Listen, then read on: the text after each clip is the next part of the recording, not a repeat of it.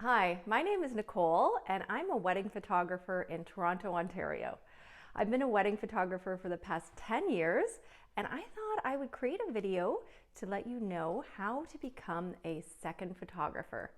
So the first thing that you want to do before becoming a wedding photographer or second photographer is build up your skills and portfolio. In order to build up your skills, you really need to practice. When I first started practicing with my camera, I shot in Aperture Priority mode. So you can start that way. And then eventually, once I got comfortable with that, I progressed to manual mode. In addition, it's really important to get comfortable with your flash because on a wedding day, you just never know what the lighting is going to be like. And sometimes you can get stuck in a very dark hotel room, or receptions are usually quite dark. So practice bouncing your flash. So by bouncing your flash, what I mean is turning the head of your flash backwards, and you can bounce it either on like a white surface behind you or above you.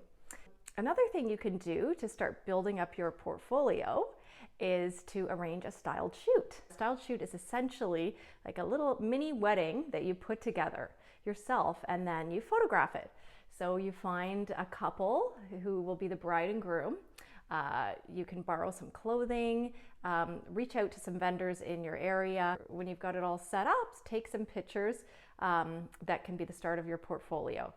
So a styled shoot is a great thing to do because you are in control of the look of the photos.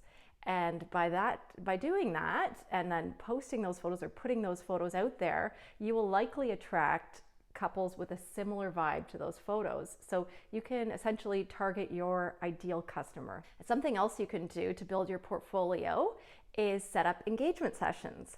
What I did was I set up free engagement sessions and I posted this on Kijiji.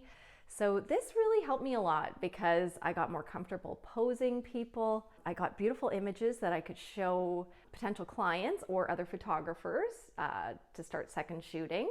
And I built connections with couples who, actually one of those couples continued to book me for family photos, and I've taken photos of them for maternity and family photos as time has gone on, which has been great.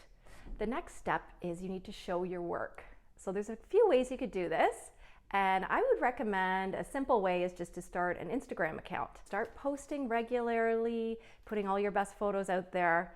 And I would also recommend putting some photos of yourself out there because as a photographer, when I'm looking for a second photographer, it's nice to see what the person is like. You can also set up a website. So if you like, set up a website and don't forget the About Me page. The next step is to meet other photographers. So think about where would other photographers be. So Instagram, you can introduce yourself to some local photographers who you really like on Instagram, and you can comment on their posts, like their posts. That helps a little bit for them to kind of get to know you.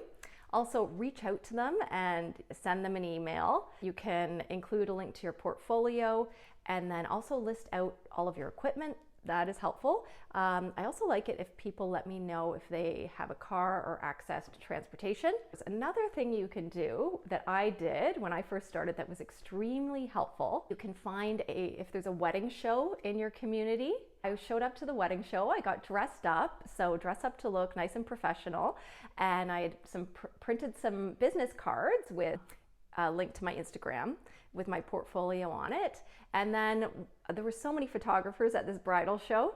So whenever a photographer looked like they weren't busy, I would approach them, introduce myself, let them know that I was interested in second shooting.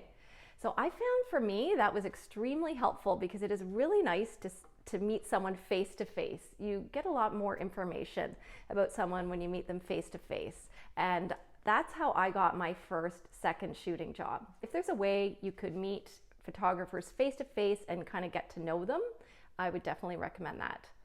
So those are my 3 main tips for getting started in second shooting. I hope you find them helpful. And if you have any comments, please leave them below. Thanks.